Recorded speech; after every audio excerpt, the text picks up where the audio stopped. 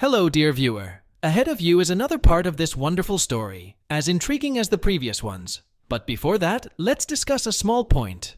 Only 20% of you have subscribed to the channel. If you are close to what we are creating and want to show your support, a subscription and a like will be the best motivation for me to keep sharing new stories with you. It won't take much time, but it will mean a lot to me. Thank you for your attention. So, here we go. The most loving story. Chapter 3. And so, it was finally over. I went back to my successful business and found a hot young blonde with big breasts who loved me for my tender heart and convinced me that there was still goodness and light in the world. I actually lost friends, a business, and my wife. It took quite some time before I turned my attention to another woman. My business collapsed because everyone knew the position we were in and wouldn't give us any more contracts. Luckily, Ida got the offer she deserved and took her intern with her. Ben quit soon after. The next month, I walked into the office. There was a note hanging on the door. "You win, you bastard! Alan has found another job. The papers are on your desk. Sign them, and the company will be officially dissolved." She didn't sign it, but I recognized Cindy's handwriting. There wasn't much money left, and after I got my half from the sale of the house, I was in pretty good shape. I could even take a vacation for the next year if I wanted to. I took 2 months, got in the Roadstar, and hit the road. I ended up 3 states down, over the Mason-Dixon line. It was one of the most beautiful towns I had ever seen, surrounded by mountains, with friendly people and a relaxed atmosphere. I felt like I was in the 60s because all the people seemed so laid back. I stayed there for 3 days, visiting tourist traps and doing research. I looked at a few other towns, but none of them had the same vibe. So I went back, rented a room for the week, and went house hunting. I looked at a few condos and apartments, but I liked houses with decent yards better. I found what I wanted on my 3rd viewing. A small cottage, 1,200 square feet, with 2 bedrooms, a huge yard, and a creek running through the backyard. It was a considerable distance from the nearest neighbor. I rented it for a year with an option to buy it out. I then went job hunting and found one position at a small firm that catered to up-and-coming and mid-sized companies. They gave me a few small accounts to see how good I was. After 6 months, the boss wanted to talk. "Jace," I had to tell him, "that's not short for Jason.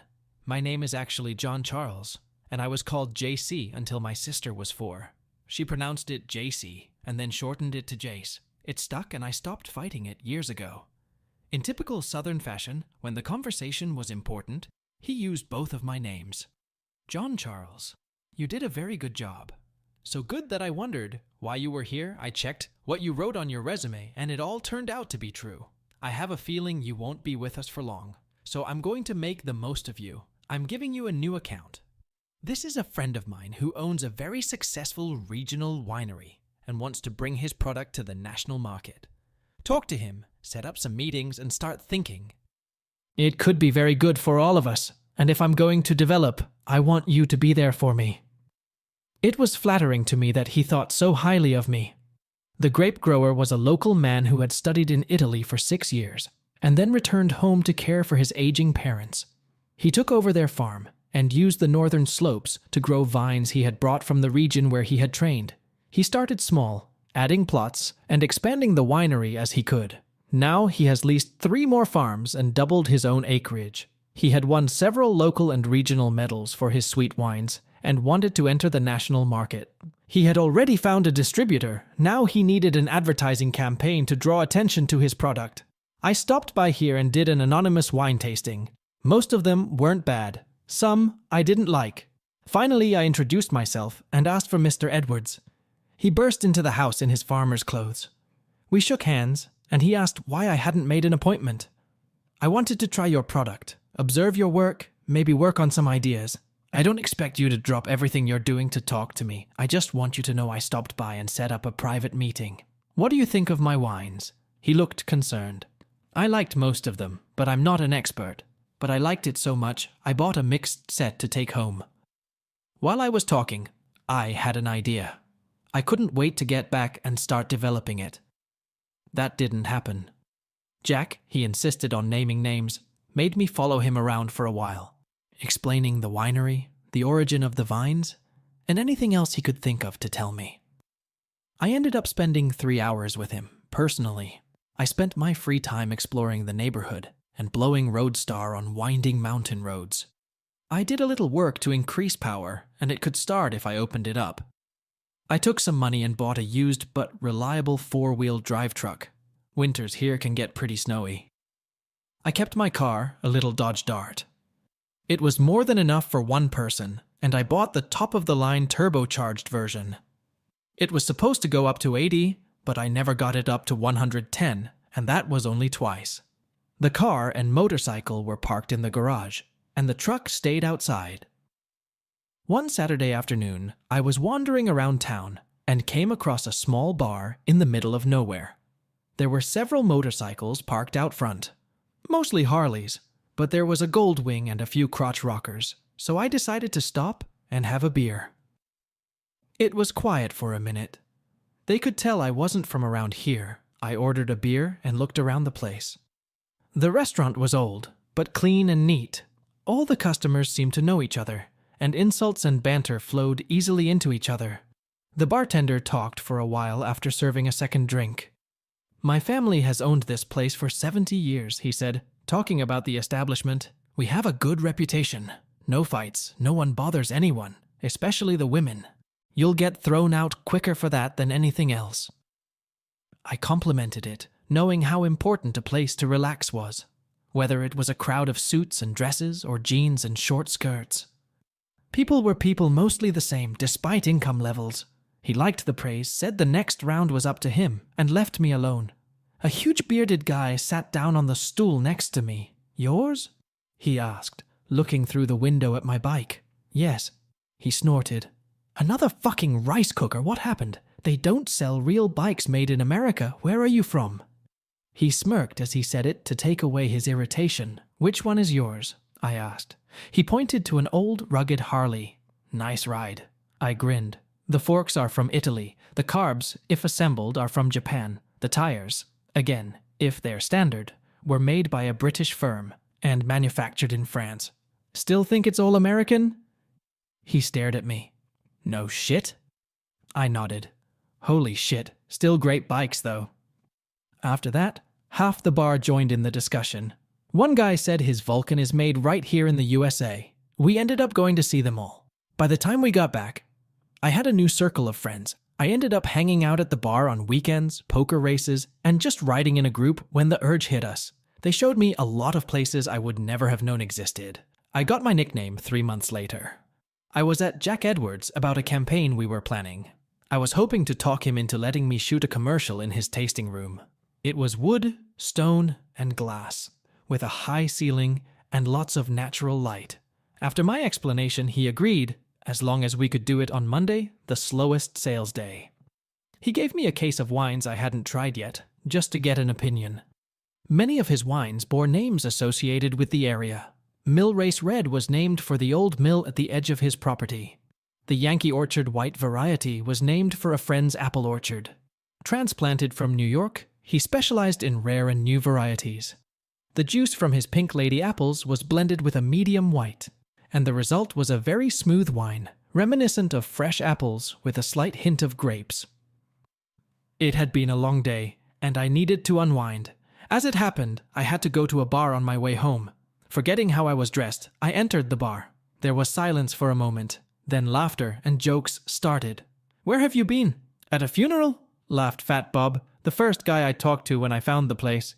We became pretty good friends to the point where I would sometimes lend him my truck if his bike broke down and he needed to get it to the shop. I was about to explain when another voice sounded, "What the fuck is that suit?" I didn't even have to turn around. Amanda Patterson, known in the bar as Baby Doll because she had just turned 20, was barely over 5 feet tall. She was pretty, red-haired and flashy, and her mouth made the drill instructors blush. She was something of a mascot, and no one hit on her unless she wanted to. And I never saw her want to. "Hello, Amanda. I dressed up to ask for your hand in marriage." I dropped to a knee as the bar roared. She flashed red flames and lost her temper. Her opinions on love and marriage were well known. I was sure there was a story in here somewhere. Plus, she hated being called Amanda. That's not funny, asshole. And why the fuck are you assholes laughing? Don't make me go to your assholes. This made them laugh even harder. I refused to take that as a no, more like an I'll think about it. Do I have to wear a suit until you decide to make an honest man out of me? She pushed me in the back and stomped into the kitchen. Fat Bob helped me up. I wouldn't order anything today. She'll probably spit on it or worse. Amanda helped in the kitchen on weekends for tips and food. I learned from Ellen, one of the bartenders, that she had a hard life, broke and living in a women's shelter during the week, and sleeping at the bar on a cot in the back room on weekends. It wasn't exactly legal, but who's to say? She's a good kid who's down on her luck. We would hire her full-time if we could afford it. I asked her how she eats during the week, and why she doesn't have a job. Soup kitchens, I suppose. I never asked. I think she has a record in juvie, hasn't finished high school, has no transportation, and that makes her job prospects very slim. Amanda was there almost every night, not leaving until she had to go back to make sure she had a bed for the night.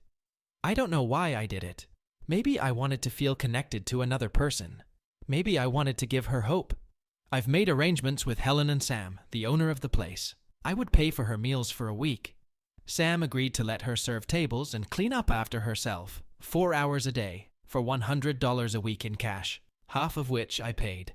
I provided her with the cash on the condition that she must not know I had anything to do with it. Here, I said, holding out $200 to Ellen. Take her shopping. She needs new clothes. Tell her she can pay you out of her paycheck, $20 a week. She said it was the first time she had ever seen her cry. She bought new underwear, 3 pairs of the cheapest jeans she could find, and 4 plain t-shirts, 2 pairs of markdown sneakers, and that was it. I thought about it, as Ellen told me.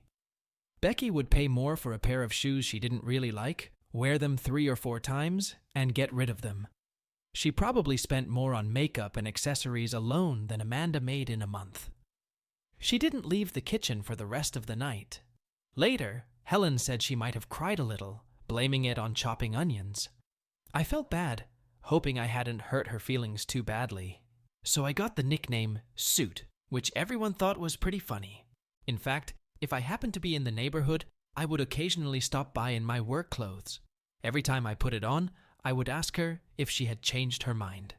She still scolded me every time. But now she was smiling. The whole bar was stroking her. I never really thought about how she felt until one night a new guy hit on her. She fought him off with a smile, but he was getting worse. When she leaned over to a nearby table to pick up her empty glasses, he pinched her ass. I saw it, and without even thinking about it, almost made it. She shrieked, turned around, and spat the half-full glass in his face. Bitch, he said, stepping back to slap her. I grabbed his arm and yanked him off the chair. Sam and Fatty came up in time to stop me from hitting him. Amanda slapped him as we lifted him up. Don't you ever touch me again, asshole. Next time my fiancé won't hold back. She blushed when she realized what she had said and ran off to the kitchen. She came out later, thanking me for my help. I grinned. I couldn't let my bride-to-be get hurt, could I? I know you didn't mean it, but it might be wise to let the assholes who are hitting on you know that you have a claim on them. Think about it. She surprised the whole bar by kissing me on the cheek. When the whistling and yelling died down, she said she would kick their asses if they made fun of her and her boyfriend one more time. That really pissed them off, and she ran back into the kitchen. 3 weeks later, there was a poker tournament that I signed up for. We met at the bar, and they had the kitchen open for breakfast. After we ate and started lining up, I felt a tug on my sleeve. Baby doll looked embarrassed, but determined. Can I ride with you? Why don't you? Sure, if you have a helmet. She held one out. Fatty lent it to me. She was wearing jeans and a t-shirt. It was chilly at that time. Go get your jacket. It'll be awfully cold if you don't. She hung her head. I don't have it. I haven't needed it yet. I sighed, and she stood behind me without letting go of my hand. Have you ever ridden a bike? I asked. She nodded. Then you know you have to hold on. Come on, I'm not going to hurt you. It won't be safe if you don't. Everyone knew she hated being touched. She reluctantly put her hands on my waist. I started slowly until she relaxed. After a mile, I quit after stopping at Walmart. Why are we here? I'll get you a jacket. I can feel you shivering through your coat. If you want, You can give me my money back, or you can accept it as a gift for riding with me. Either way, we're not leaving until you get it." She howled and moaned, but I dragged her into the house and bought her a nice jacket and scarf. I even bought gloves, which made her even more mad. "If you don't stop, I'll leave you here. You need this. I don't want you to get sick because of your stubbornness. Now smile and thank me for being a good guy." She smirked. "Thanks, asshole. If you want to blow your money, I'll let you. Now, can we catch up with the guys?" We caught up with them at the second checkpoint. By then, she was already pressed against me from behind, holding on tightly to me. Halfway there was lunch waiting for us at a nice buffet restaurant. She pretended to wait by the bike. I leaned closer. "Get your little ass to the restaurant right now. If you don't, I'll throw you over my shoulder and carry you inside. Is this place clean?" She nodded, looking angry. It didn't stop her from stuffing her mouth, though. At the end of the day, she was more relaxed. We had won a prize, a $100 gift certificate to the Harley dealership. I handed it to her, covering her mouth firmly with my hand when she started to protest. I left her alone for a few seconds. When I took it off, she didn't say anything, but her eyes blazed. If looks could kill. On the way back, things went downhill. It started raining, cold, drizzling, intensifying. We were less than a mile from my house and 10 from the bar, so I turned around. When we pulled into my garage, she got off her bike, took off her new coat, gloves, and scarf, and threw them on the floor along with the gift certificate. There was a mask of rage and pain on her face. She didn't understand the situation at all. "You think because you bought me a few things, you automatically get me? Shove them up your ass, motherfucker." She turned and walked toward the exit. It took me a minute or two to come to my senses and calm down. Then I got into my Dart and set out to find it. It set a fast pace and was almost a quarter mile. By then, it was raining hard. I stopped right in front of her. "Get in the car, Amanda." "Fuck you," she said, trying to walk past me. I grabbed her arm. "You have a choice.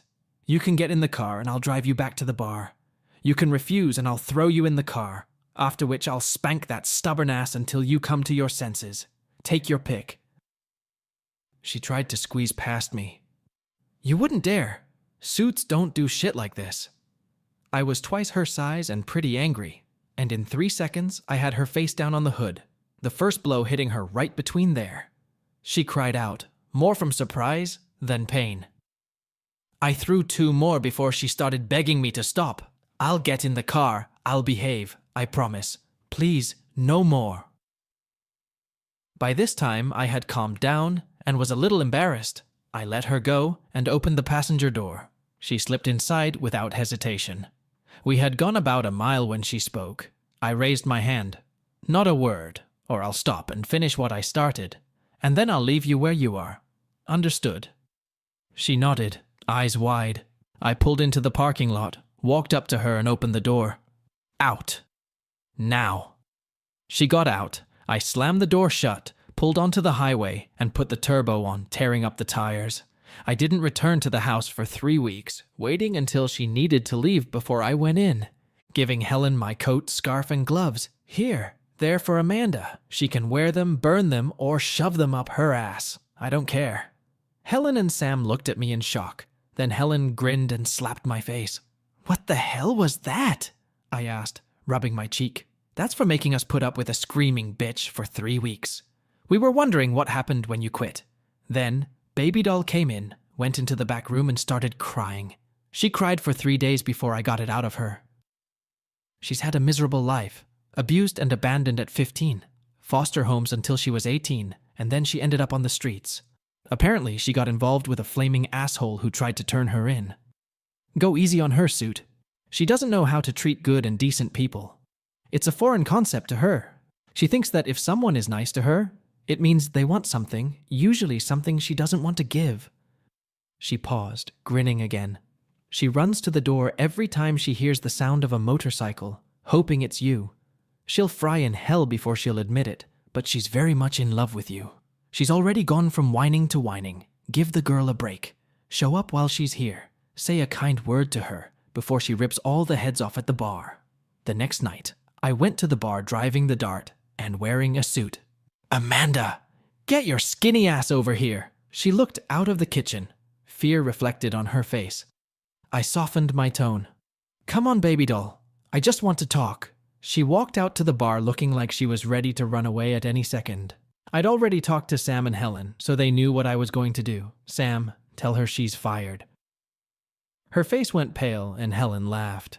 "Just for today, sweetheart. You still have work to do." "That's right. You're still working, just not today. Today, we're going out. First, I'll take you to a place that serves real food." "Hi!" Sam and Helen said together, but they were smiling. Let me rephrase that. Somewhere where hamburgers and fries don't count as a full meal. Then I thought we'd watch a movie. One of those movies little girls like you love. Get cleaned up while I drink a beer. People laughed and she blushed. She unconsciously rubbed her jeans. "Jace, I'm not really dressed to—" 10 minutes, Amanda, or we repeat what happened the night it rained, okay?" She squealed and rushed into the back room. I looked at Helen. "Go in there. Use some of your makeup to help her feel beautiful. Calm her down. It's just dinner and a movie." She surprised everyone by giving me a huge kiss. "Maybe for you." They oohed and awed when she came out, her cheeks shining. Helen helped her do her hair and lightly tinted her lips. She looked gorgeous. I took her hand under my arm and opened the door for her while the gang grinned. From the doorway, they watched me open the car door and buckle her in. I heard faint exclamations as I pulled away. "Would you like somewhere to eat?" I asked as we drove. I couldn't help but drive fast. She hardly spoke at all. "Anywhere," she said, looking out the window. I stopped in the parking lot. "Look at me, Amanda." She turned her head. "When I ask you a question, I expect a direct answer. Now again, where would you like to eat? Would you like to try something new? Italian food? Thai food? Anything at all?" She lowered her eyes and in a voice so thin I almost couldn't hear her, she said, "I've always wanted to try lobster, but you don't have to spend so much money to do it." As a response, I took her to Red Lobster and brought her a plate of lobster in 3 different styles. She acted insecure at first, but gained confidence as she ate. One day, she even tried to talk me into taking a bite. "Sorry, Amanda, I don't like lobster." "Then why did we come here?" she asked in confusion. "Because you wanted to try the lobster. Besides, I liked the shrimp." This pleased her, and she had no trouble tasting my shrimp when I offered. After dinner, we went to a movie. There were 8 choices, and I let her pick. I didn't think she was a horror fan, but apparently for her, the scarier the better. After the movie, we went to an ice cream parlor, and she got a big banana split with 2 scoops. Such a tiny little thing, but she ate a lot of it. Everything was fine until we passed a bank where the time and temperature were flashing. "Oh shit! What the hell, baby doll?" "Oh shit, I stayed out too late to spend the night at the homeless shelter. Guess you'll have to take me back to the bar." "Okay," I said, dropping her off right in front of my house. She sat frozen as I turned off the car and closed the garage door. "Amanda, listen to me very carefully. I have 2 bedrooms. One of them will be yours for the night, and it has a lock. You can sleep in a comfortable bed, take a nice shower. I'll even give you breakfast. No conditions, nothing needed, nothing expected. It's up to you, and I'll go inside. If you don't trust me, lock the doors, recline the seat, and I'll wake you up in the morning." 30 minutes passed before she entered. "Where's the bedroom?" I showed it to her, showed her where the towels were, gave her a shirt to sleep in, and went to bed, laughing quietly as I closed my own door. She must be sleeping like a rock because I had time to shower, dress, and eat breakfast before I knocked on her door. "Time to get up, sleepyhead. Breakfast is ready." I poured the coffee, laid out the ham and cheese omelette, put the toast on the table, and waited. I was about to give up when she walked into the kitchen, still wearing my t-shirt. She looked very young. The fact that she was slow to wake up had no effect on her appetite, and she put her plate away. We put the dishes in the sink, and I picked up my travel mug. "Where do you want me to drop you off?" She looked surprised. "I don't know. I usually hang out at the library until it's time to go to work, but it won't be open until 2 hours later. I guess you could give me a ride to the park." I didn't like the idea. There were homeless people sleeping in the park. There was no way I wanted her there, especially this early. "I'll tell you what, you stay here for a while. I'll take the truck to work and meet you after I get off." You can take the dart and drive to the bar. You scratch it and you better save yourself, understand? Her eyes were huge. You trust me that much? I grinned. You're going to steal from me? She turned bright red. I interrupted her before she could speak. I don't think so. In fact, I need an oil change. Could you take it to the Dodge dealership? It's already paid for, so you don't have to worry. I'll call you when they open. Will you do that if they can accommodate me? She only nodded her head. I surprised her by kissing her cheek and pulling back before she could react. Thanks, honey. I'll call you as soon as I know. Watch TV. Eat whatever you want. I'll see you later. She stroked my cheek, which I kissed on my way out. Everyone at work was celebrating my good mood. The secretary asked me if I had slept with her. She replied that it was kind of awkward, that she had hit on me right after I started working there, and I had turned her down. She was in her early 30s, a little older than me.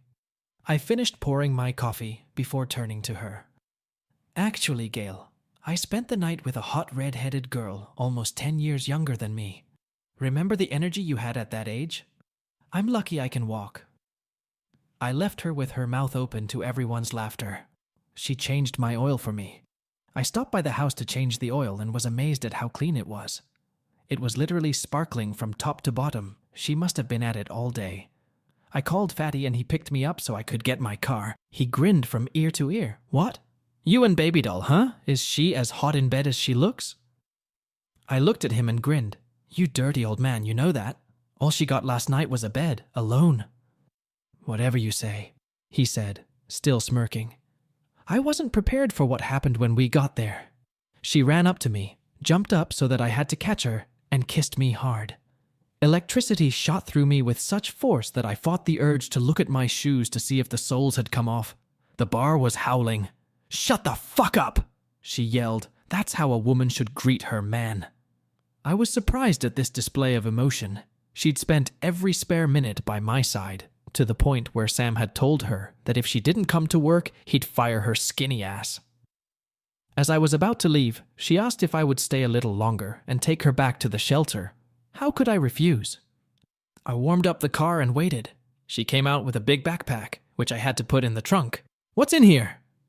Everything I have, she said, shifting into the passenger seat. There's no safe place to store it at the shelter. Someone would steal it in a heartbeat. As I drove, I thought about how sad it was to live like this. When I missed the turn to the shelter, she asked about it.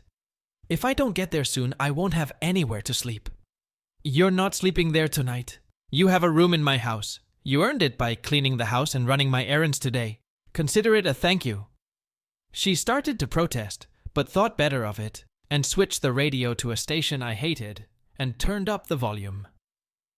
Tonight, instead of going straight to bed, she showered, put on one of my t-shirts, plopped down on the couch, grabbed the remote, and started watching channels. Hey, I was watching that. This is boring as shit, Suit. Besides, I'm your guest here. She settled on some show about 4 girls and their shared secret. I lasted 5 minutes. If you're going to watch something that turns your brain to mush, I'm going to go to bed before I get infected. Good night, Amanda. I could still hear the TV running as I fell asleep. The next morning, she woke me up by knocking on the door. Breakfast, sleepyhead, she said, echoing my words from the day before. Eat while it's hot. Sausages, fries, and grits. I was still getting used to them, not being a native southerner. I'll admit, I liked them. You don't have much food? She asked as I ate. Single guy, not home much, and no reason to be, I said, taking a bite of sausage.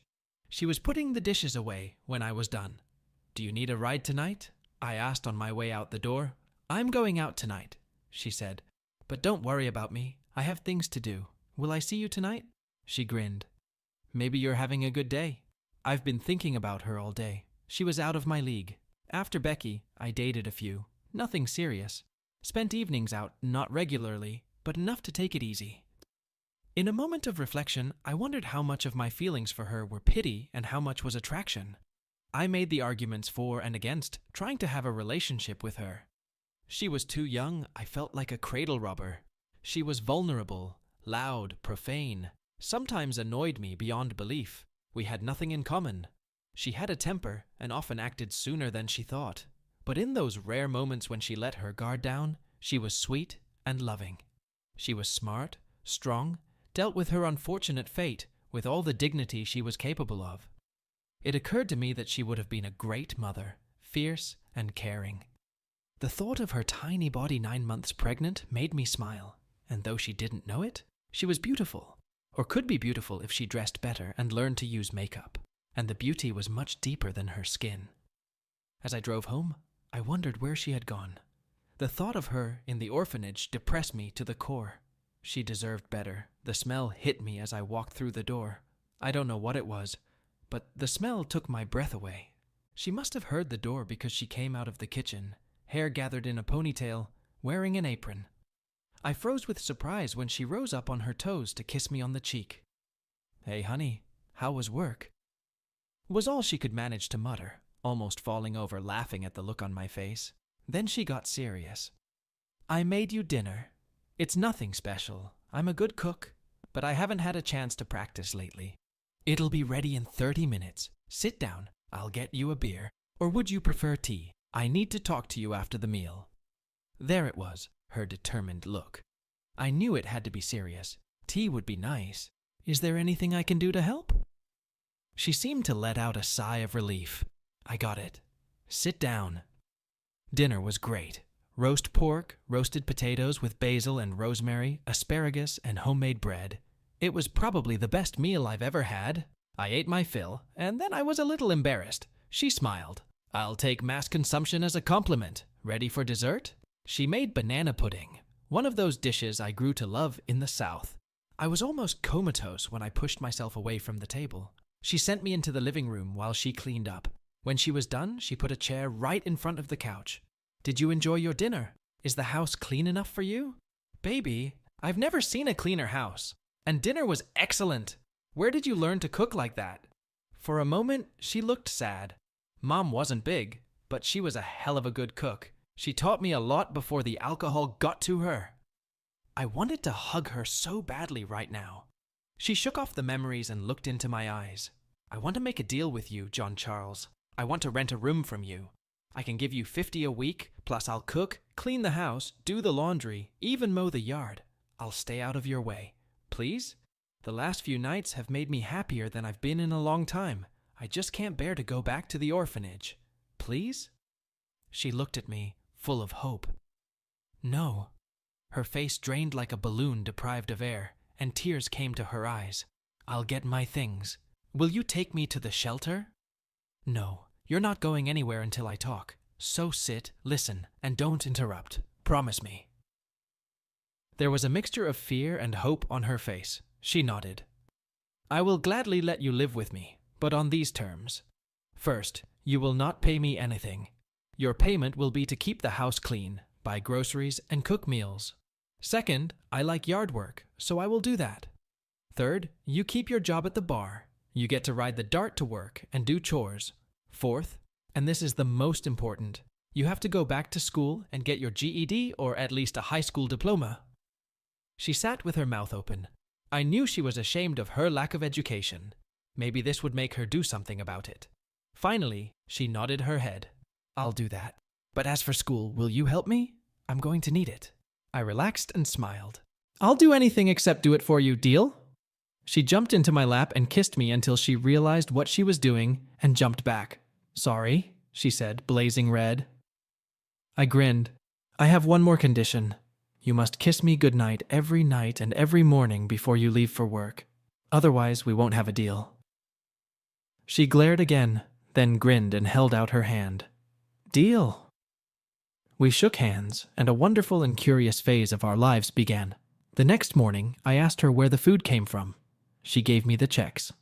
I paid her off, then gave her my debit card, and told her to buy groceries and anything else we might need. All the way to work, I smiled, my cheek tingling from the goodbye kiss. The smile on my face couldn't be blown off with a stick of dynamite that day. Gail was being sneaky again. Happiness must have hurt her. "Seen you last night, sweet jailbird?" "Yes, and this morning. She moved in last night. You should get someone, Gail. It'll make you a lot kinder." The look in her eyes as I walked away could have spoiled the milk. The guys at the bar were giving me shit, but they were smiling. Sam shook my hand and Helen kissed my cheek. "You're a good man, Suit. I knew she'd get you sooner or later. We're just roommates, Helen. Nothing's going on. She only smiled wider. Whatever you say. Amanda was smiling so big, I thought her cheeks would flush when she saw me. I was about to order a burger when she stopped me. Your dinner is in the fridge. Microwave it in 3 minutes. Hope you like it. I had 1 mug of beer, played a game of pool with Fatty, and headed home for a nice dinner. She left work at 9:30 when the kitchen was closing and was home by 10. She went straight to the shower. I smell like old potatoes, she said, stepping out in her robe and wrapping a towel around her head. What's on TV? So we went into home mode. I did the yard, washed cars, and she did the house. She did most of the cooking, but I insisted on going to a restaurant or grilling for her once a week. On Sundays, if the weather was nice, we went horseback riding, alone or with a group. She had a new nickname, Mrs. Suit, which she grumbled at, but did so with a smirk. It was her 21st birthday, and I threw her a party at the bar. She even got presents. Soon, she was crying, a rare display of emotion for her. She shook everyone, hugging them in gratitude. I gave her a day at the spa with hair and makeup and a gift certificate to a high-end department store. I'd like to see you without those jeans, I grinned as she flushed. Helen clung to me, telling me it was time to step up and make an honest woman of her. I don't know how she feels about me, I admitted. You're the biggest dumbass in the state. She loves you, but she doesn't know how to love you. You have to teach her. It's worth it. How do you know so much? She hugged Sam as he approached. Because 15 years ago, I was her. Then I met Sam. And though it took a while, he opened me up, made me realize that there were good men in the world. I just hadn't found them until I met him. For 3 years, I was in a bike gang. They did terrible things to me, and I let them because I thought that's what I deserved. They messed me up so bad I couldn't have kids. But he still loved me. How could I fight that? There's a bigger age difference than you and Amanda, and we got through it. Take it to the next level, Suit. You'll never regret it. From what you said, she's nothing like your ex. I told them a little bit about Becky and I about 6 months ago, when we took them out to dinner, and Amanda ran to the store. She did very well in school. At my insistence, she decided to get a full high school diploma instead of a GED by our calculations. It would be another 2 months before she could graduate. Twice a year, they held full graduation ceremonies to recognize their accomplishments. Some of the graduates were in their 60s, but most were just like Amanda, kids who'd gotten lost in the system. I promised her I'd throw her a party when it happened. My heart almost stopped when she used my birthday present. She was wearing a very pretty sundress, dazzling white, earrings and a necklace, I'd never seen her with jewelry, and 3-inch platform sandals. Her hair was arranged in a fancy style, and the thick curls were down her back. She was so beautiful that it hurt. What do you say? She asked, spinning in place. Did you get your money? I said the first thing that came to mind. All they did was polish a diamond, baby. You've always been so beautiful. The man who gets you will be the happiest man on the planet. She stopped halfway, her eyes filled with tears, and she rushed to her room. Damn it, what have I done? The next week she came home from school giggling. How are you doing? I said, glad she was in a good mood. I was asked out by a really cute guy. We talked for a month. I felt like someone had driven a stake through my heart. Oh. Was all I said as I turned away. She was on top of me in a flash. Is that all you have to say? Oh? I defended myself. What do you want me to say? You're clearly interested. You've been flirting for a month. Why should I stop you? She left for her room, slamming the door shut. I sighed. This had been happening a lot lately. If she kept this up, I'd have to rehang the door. I knocked, but she didn't answer. Giving up, I pulled out a beer and wallowed in my misery. On the third, I was already pondering women's mysteries until I dozed off. I woke up when she gently shook me by the shoulder. What? I said, trying to focus. Big 4 came out of her mouth. We need to talk. I was instantly alert. In my experience, nothing good happened after these words. Do you like me? I couldn't read her gaze. Yes, I answered honestly. How much? I don't understand what you want, Amanda. Give some slumbering guy a hint. She slapped me. As I rubbed my jaw, she launched into a tirade. I guess what I want to ask is, do you love me? Not a friendly love, but the full-blown love of a grown man and woman. Because I've been in love with you for a long time, and you've never noticed it. I know that I'm much younger than you, that I'm uneducated, that I have no social manners, that I'm boisterous, jealous, fearful, and that's just the beginning. I can't take it anymore. I'm in pain. So if you don't love me, I'm moving out. I interrupted her tirade with a kiss. Hush, I said sternly. Are you trying to talk me out of feeling for you? Because if you are, you're too late. And all those things you say you don't have don't matter. You have something far more important. You have my heart. I think she really lost her temper when she heard my words. When she came to, she lay on my lap, kissing me and crying until she fell asleep. Did we jump into her bed and make passionate love? No. She was still damaged and fragile, so I held her until she cried, carried her to my bed and laid her down, and then went out on the back terrace and looked up at the stars and wondered what would happen next. I stayed there for over an hour. When I returned, she pulled out her shirt, put it on, and climbed into bed. When I lay down, she hugged me, mumbled something that sounded like, "I love you," and dozed off again. I held her for a long time, savoring her sensations, until I finally dozed off. I woke up alone, to the smell of breakfast. She was fluttering around the kitchen, finishing everything to perfection. I startled her when I swept her off her feet, kissing the back of her slender neck. She tensed at first, then relaxed and giggled. "Let me go, honey, or you'll only have burnt waffles for breakfast." After breakfast, before she cleared the table, we got to talking. It was Saturday, and we had nowhere to go. She pressed herself into my lap. "Darling, you know I love you. Please don't rush me. I have a lot of baggage with me." In between tears and hugs, she told me her life story. She was happy until the age of 10 when her father died.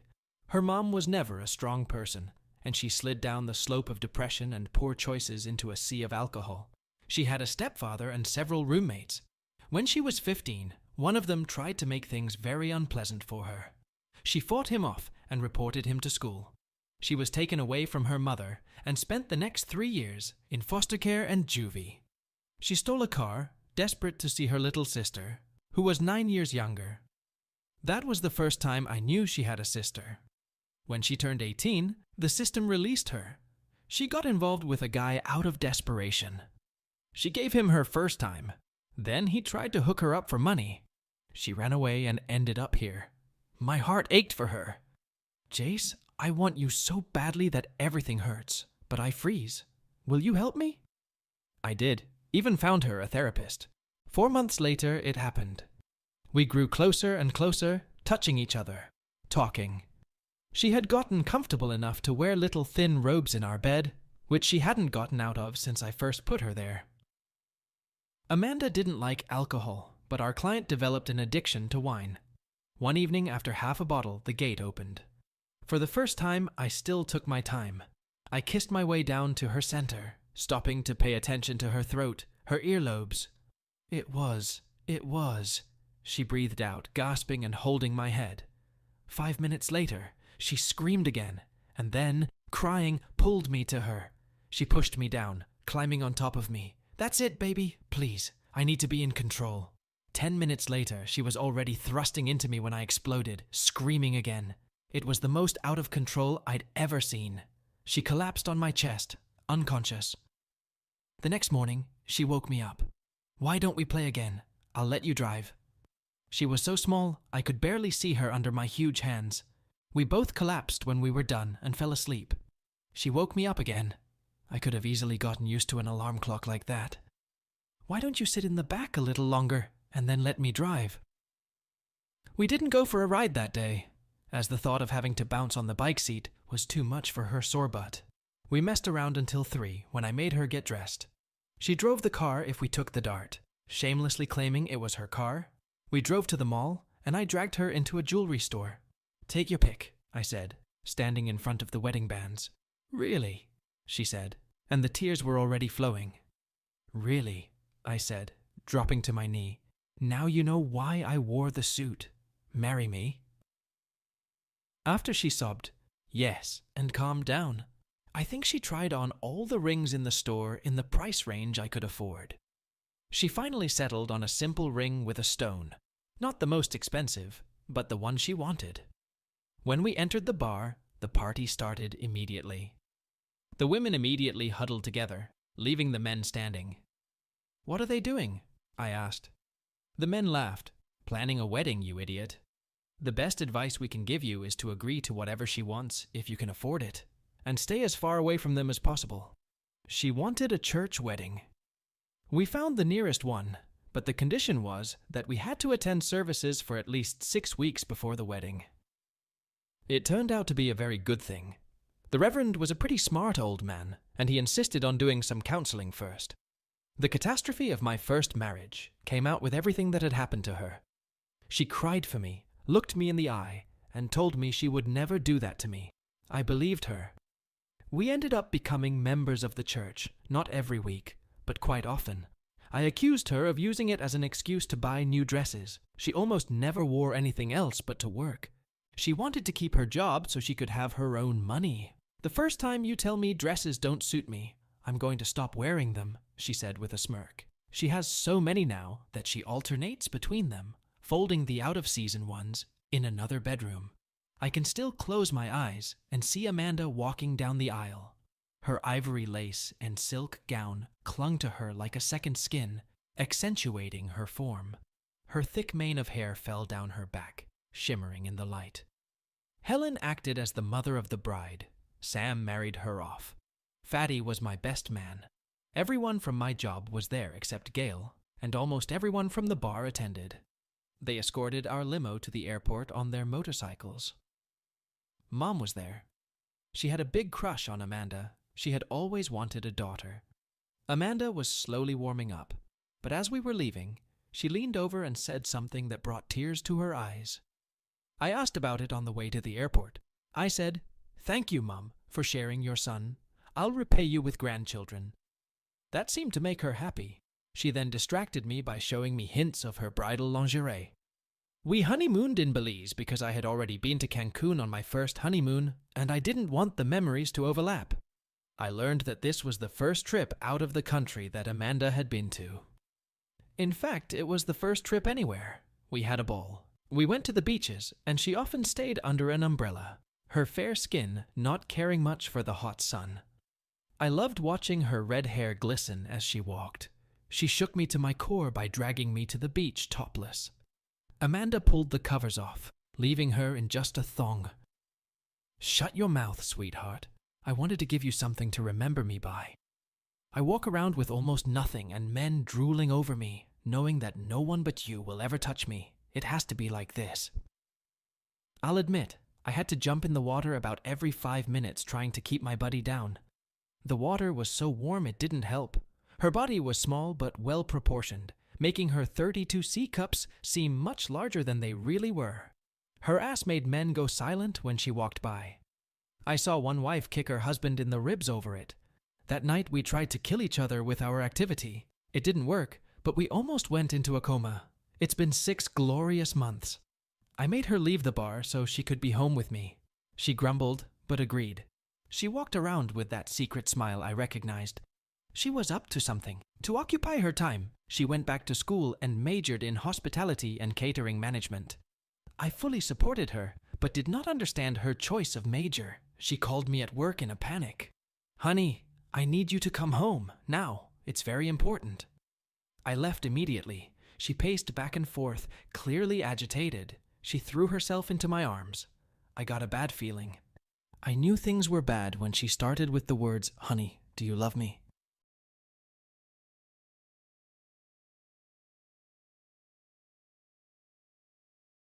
Dear viewers, together we lived an extraordinary third part of our hero's story, full of upheaval and incredible twists and turns. Our gazes together glided through paragraphs of his life where lost friendships, beloved businesses and family left him in a spiraling storm of emotions. However, the sincere virtue shown gradually and the ability to rebuild trust and find the light in others is what he learned is the underlying psychological message we take from his story. But the hero is not alone. He found the strength to open up to the world, found new friends, and perhaps more than a friend in a small town. In his interactions with Amanda, we see examples of genuine care, support, and warm human empathy. He gave her a chance at a better life, and it seems to have led to something more than just friendship. The sense of awe and uncharted horizons ahead of the fourth installment promises to be even more exciting. Follow our updates, dear subscribers, and for the most impatient. The full version of the story, without omissions and censorship, is already available on our Patreon. Subscribe, give a like, and discover for yourself where this marathon of emotions and relationships will lead. Because the story of our hero is not finished, and the fourth part promises to be intense, with new challenges and perhaps new heights of happiness. Don't miss it.